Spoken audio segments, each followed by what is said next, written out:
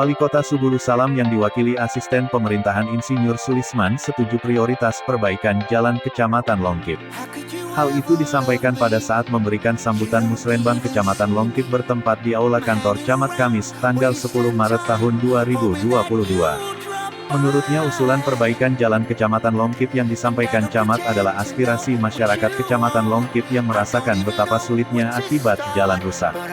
Dambaan masyarakat adalah jalan yang rusak bisa diperbaiki sehingga transportasi dari Darul Aman ke Subulu Salam atau sebaliknya bisa membuat pemakai jalan aman dan nyaman. Lebih lanjut ia katakan bahwa pelaksanaan pembangunan pada hakikatnya adalah upaya yang dilakukan untuk menuju perubahan yang positif menuju kesejahteraan masyarakat.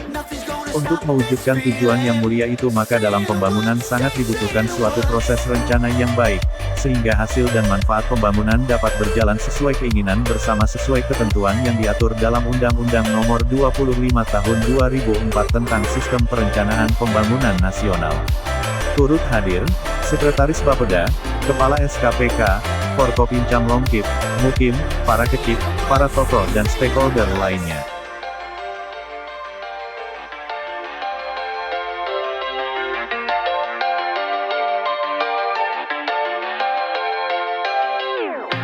Watching the flames burn higher, setting my